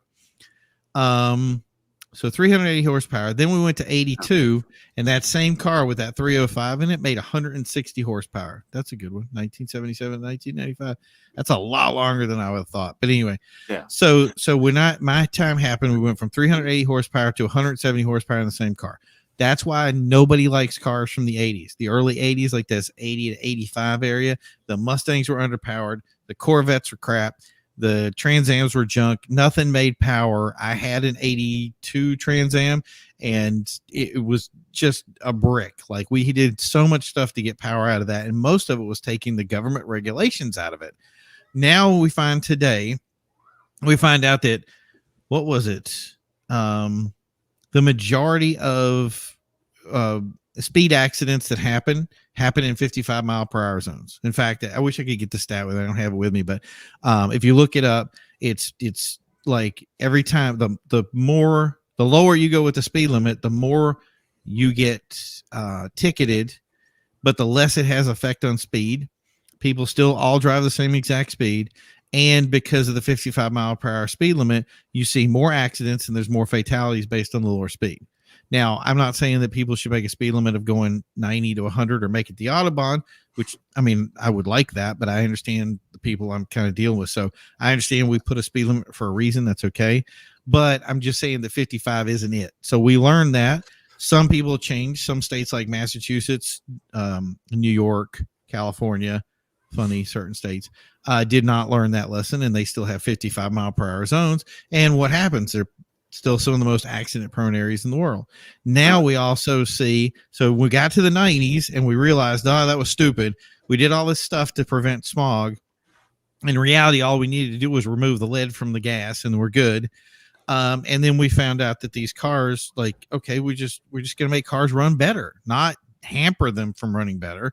Things got worse when they made less horsepower. So the more we put into them, the better they ran. And if we see the 90 to 98 area code was probably the best year in cars ever.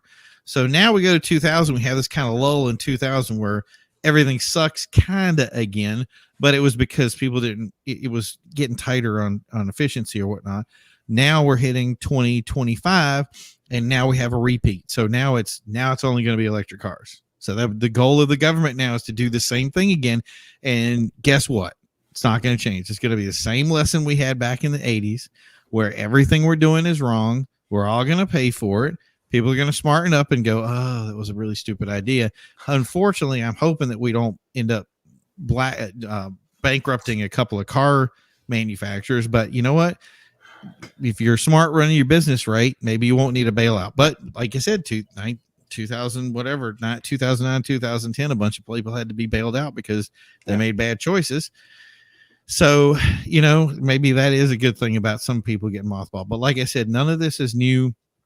It's just a different spin on the same old monster. It's just, and the thing is I get really laid back in it, but I do say, and this is something we don't do well in the car world, is we fight the wrong fights. We fight each other.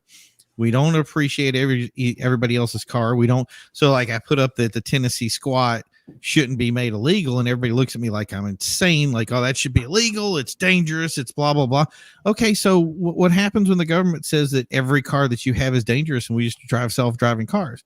There's no point when that doesn't fall off the edge and we're in trouble because they want to outlaw everything. And trust me, right now, there's legislation that I'm assure you will go through the Massachusetts Senate that will say banning all driving cars. The only cars you can have is self-driving stuff inside the city. And it's already been talked about, and they can only be electric. And by the way, that legislation has already passed at some point in somebody's book someplace, and we've seen it on a piece of paper. Whether that meant it got passed or not was one thing or the other. but the only thing they're waiting on is a way to make it work. So we got to stop fighting each other.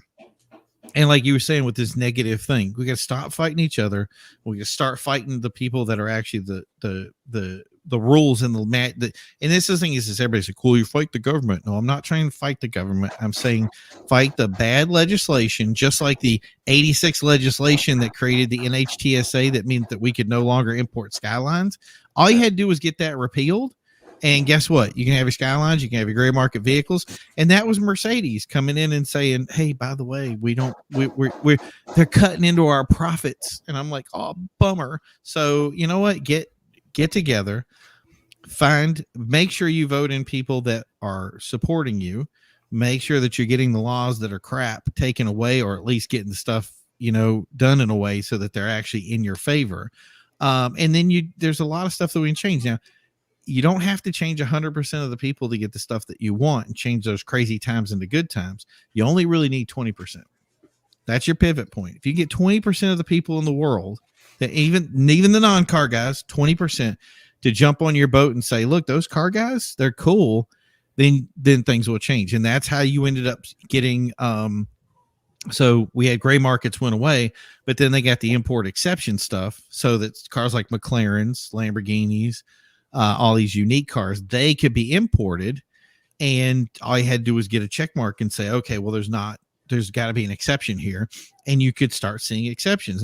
Now y'all, hey, now you got in that gray market thing. Let's make more and more exceptions, and then once we get those exceptions, then you're good. You know what I mean? Like fight wherever you have to fight it. But the thing is you need to find people that support you, ignore the people that are feeding you negativity, and start moving forward and stop fighting each other and start moving forward. And we'll see things really change, and not just the topical, like I'm going to a meet and some guy's driving his crazy bike between things, but going to a meet and saying, wow, check it out. I can enjoy that new Porsche Taycan. I can enjoy an NSX, the hybrid, and I can enjoy my old hot rod or my import or my whatever. And I can still enjoy that stuff. And in our world doesn't change at all. Because trust me, it's either going to change for the good, or it's going to change and it's going to be like the falling out thing, and people go bankrupt. And you don't want that. You just don't want. I don't want to see us having to bail people out again. Let me put it like that. But it's like I said, it's always something. They put their opinion in it. They try to fix stuff. They screw it up, and then nature takes its toll to fix everything. So it is what it is. If you look at California, what California is doing right now. All the stuff there, basically anything. What was it? I don't really want to get into political type stuff, but California is there like trying to ban the tuners and stuff like that, and they've been doing. Okay, did you know that there was an organization? I cannot remember the name of it. Don't ask me to quote it, but it was. I don't want to say it was like Moms Against Drugs or something. It was really quaint. And I was like, somebody told me that I was crazy. This is back in the day. It was like, you're crazy. These people exist. I was like, dude, I will take you to their website, because I was big tech and those guys didn't know any tech back then. So they had a website. It really looked like a bunch of old moms put it together. You can see it now.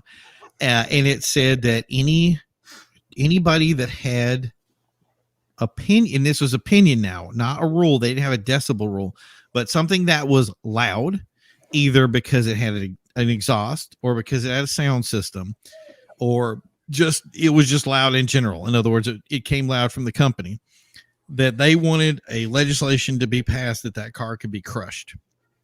And that was it. I was like, is there an exception to this? And I was like, and I remember having the argument, like back then you really couldn't block people from messaging. You just had to face them down if you were talking to them.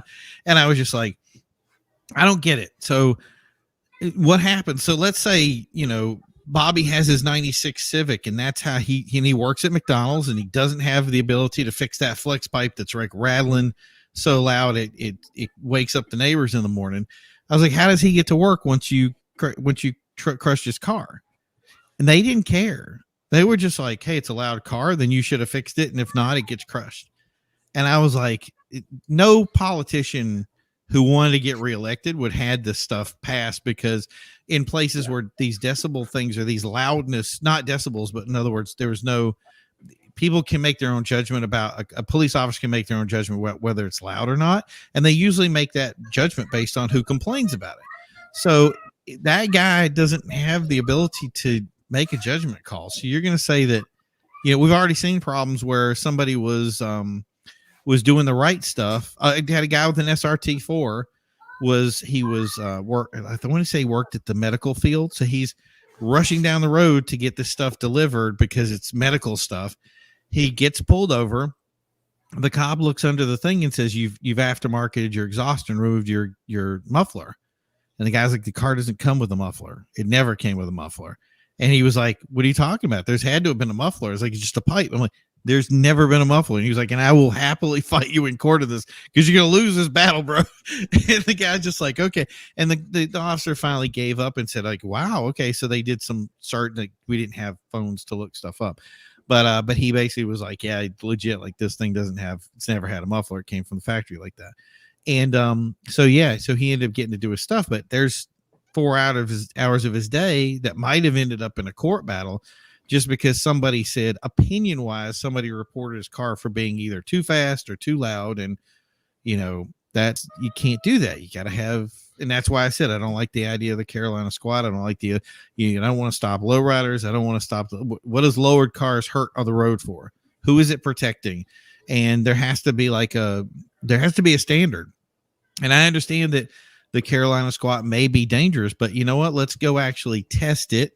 I want to have a car. I want to get a skid pad. I want to put cambered tires on it.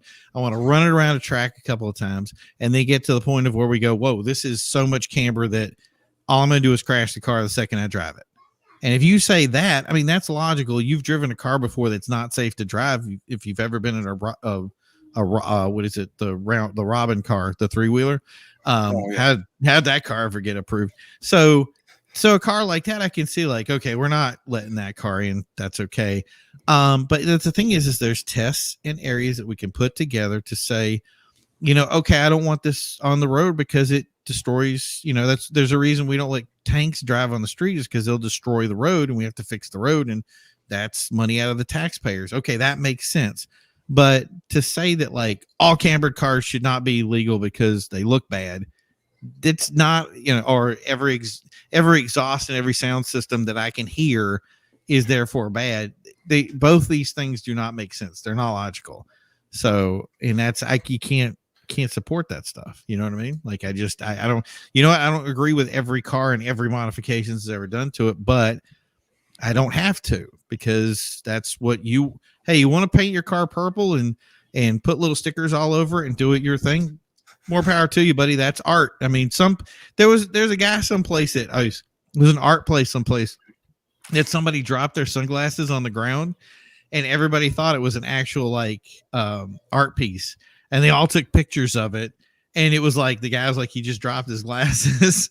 So it's like art can be anything. Like just let it be art, let it be creative and not just like, oh, hey, yeah, I put a muffler on my car, I'm destroying the environment. Like, no, it doesn't work that way. Like, please stop, So yeah, that's what we get like with California. They're trying to, I mean, they've been doing it for years, obviously, but California is like really cracking down on stuff and trying to stop like tuners and like you can't add anything.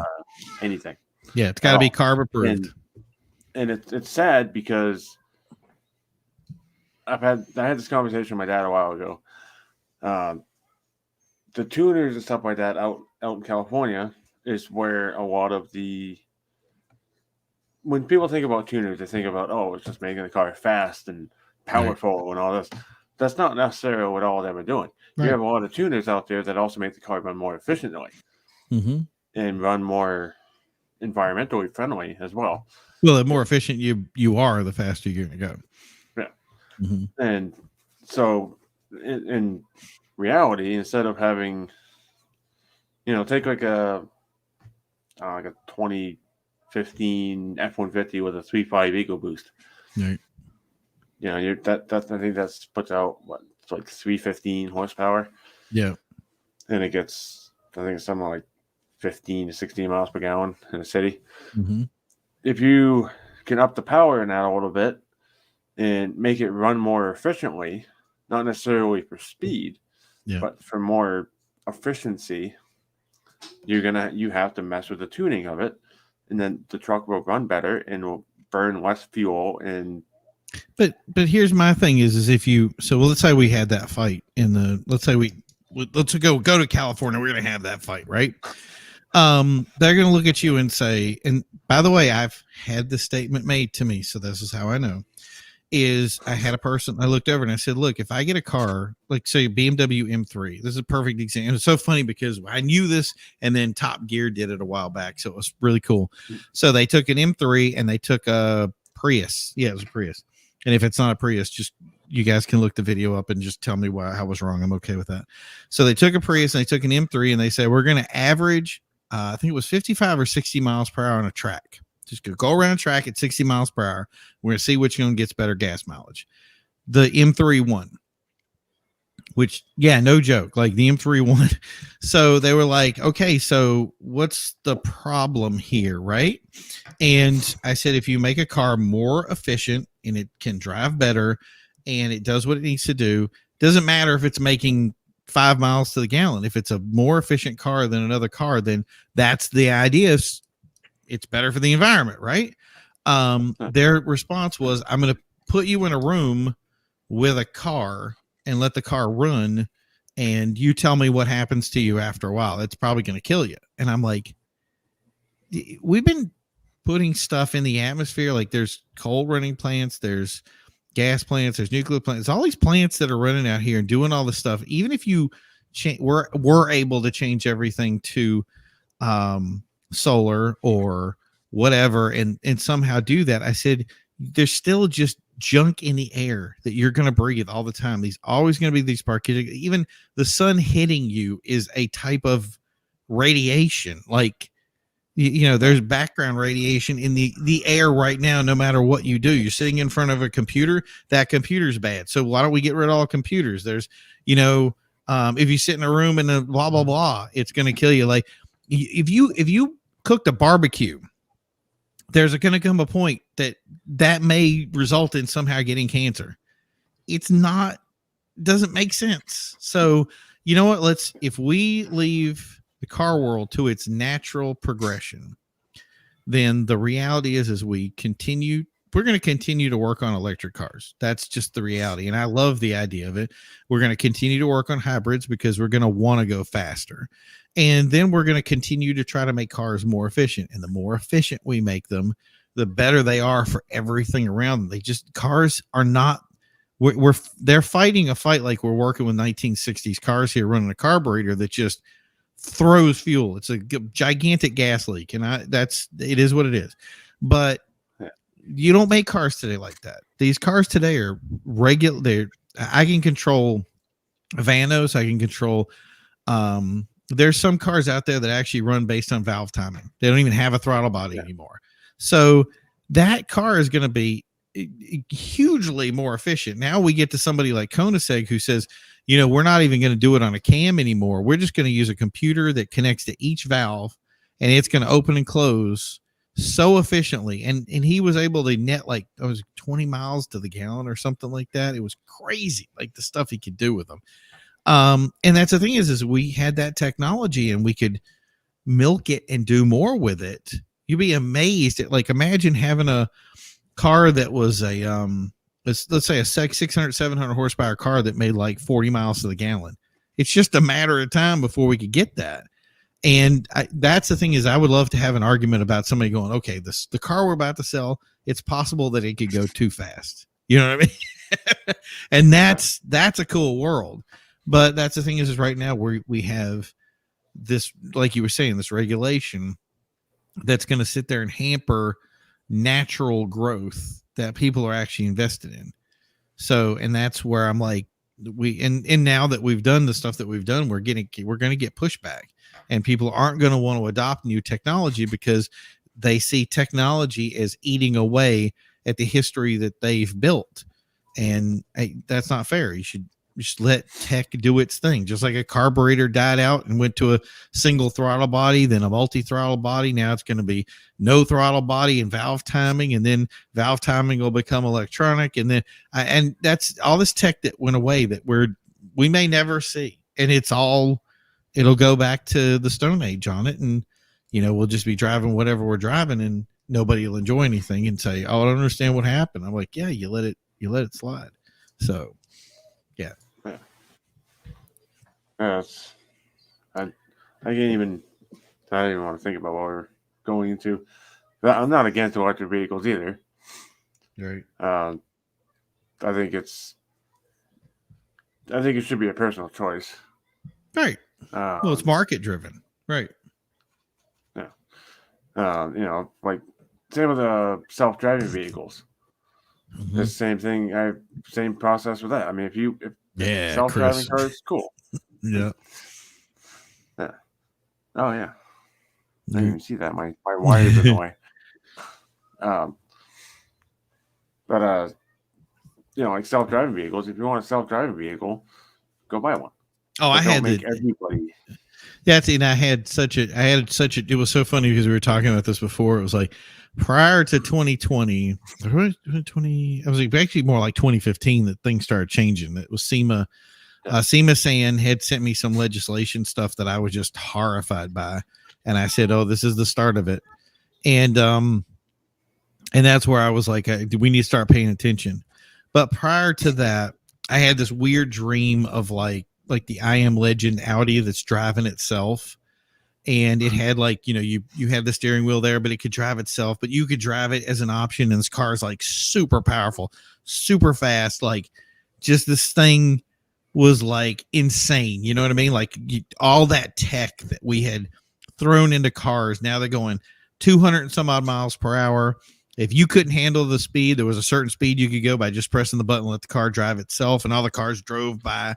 Like there came a point, it was like, I don't want to turn off manual. I don't do manual driving because I'm on a highway and everybody's going so fast. We had all these visions of stuff that was going to happen.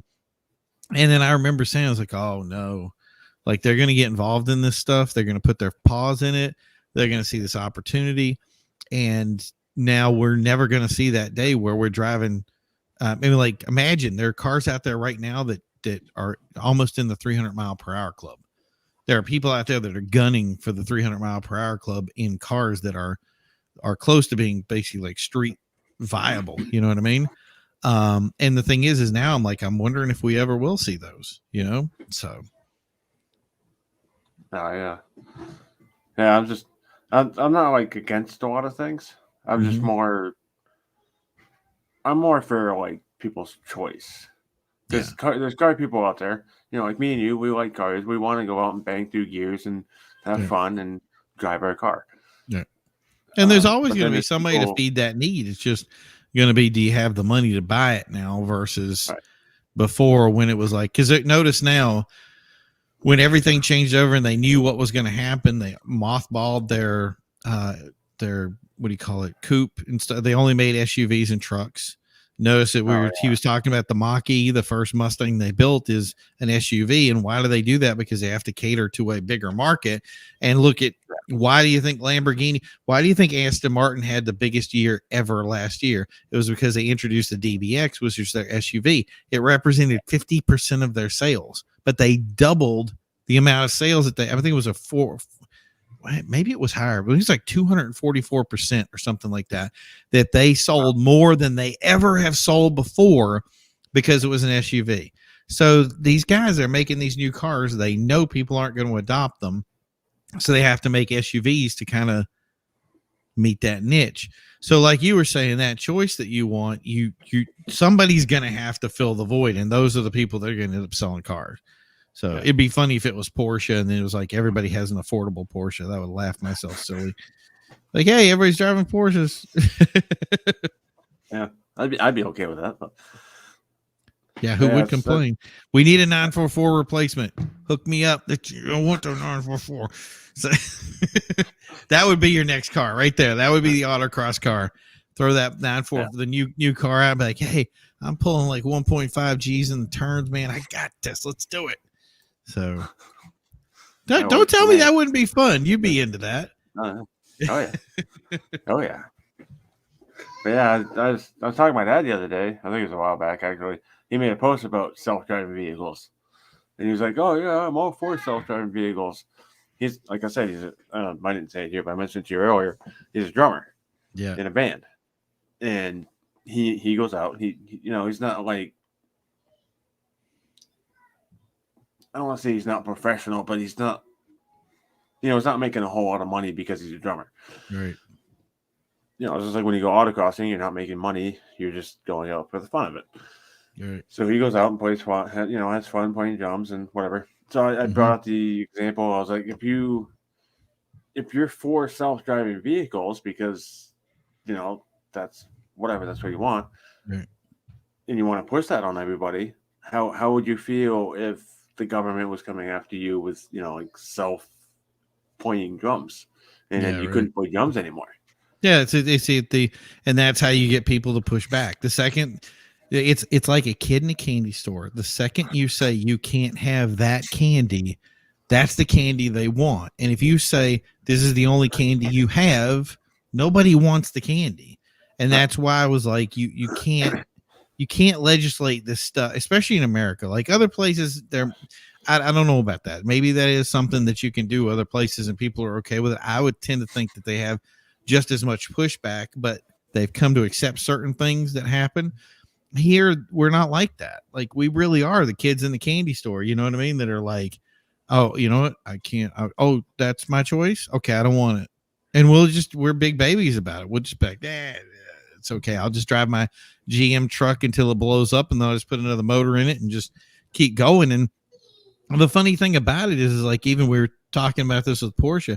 Porsche now has an old Porsche support system now where they're selling the old parts from the old cars so that they can keep them running.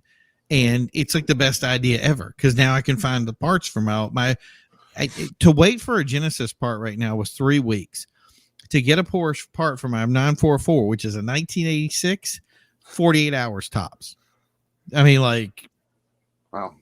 So, I mean, what is that going to be the future? Like, hey, I'm going to get an old car and I'll get my parts quicker and I'll have more fun doing it, So probably last longer too. I think it helps if Volkswagen owns Porsche, and Volkswagen has been that way forever. Right. They just have a giant warehouse with parts. Mm-hmm. But that's also why their parts are so expensive because they have to pay for storage. Yeah. Which is, it's got its ups and downs, but. Yeah. But yeah, it's been almost 2 hours, so I think I probably can't really beat this horse anymore. So I think the horse is dead. Yeah, I didn't kill it. It's not my fault. No, it's just the way it is nowadays. You can't talk about too much too long because one, people get bored, and two, right. Just all those bored people out there. How could you? Yeah. Like I'd actually be surprised. Well, it says I have 3 viewers, but I'd be surprised if I actually still had people that have been watching the entire time. There's a short attention span of people nowadays, but right. But yeah, no, yeah, it's great having you on here, and hopefully have you on again. Awesome.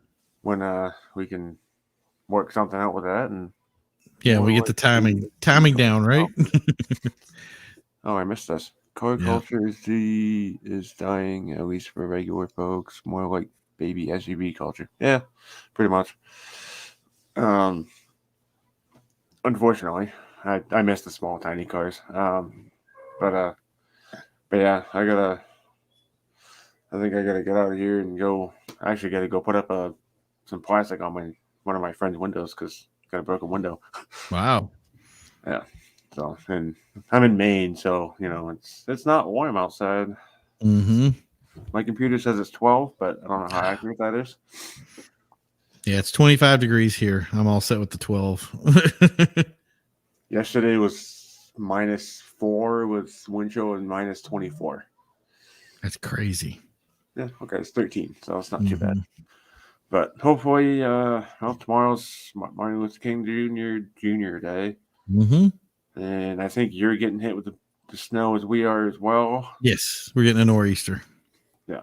So if you got to go out, hopefully you drive safe. Mm-hmm.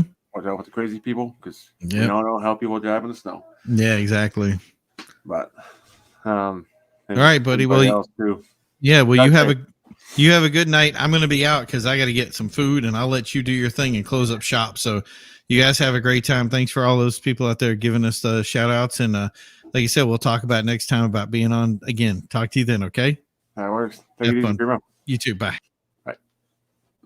All right, so that's sum it up there. I don't really have anything else to say here, so go check his channel out. Links in the description. I just gotta make sure it is, because yeah, the link to his channel's in the description. Go check it out. Hit that subscribe button. He does a lot of good live videos, or maybe he does a lot of live videos, but he does a lot of good videos. Check him out, and I guess that's about it for me. It's been almost 2 hours, so have a good night and hope everybody drives safe. We'll see you all later.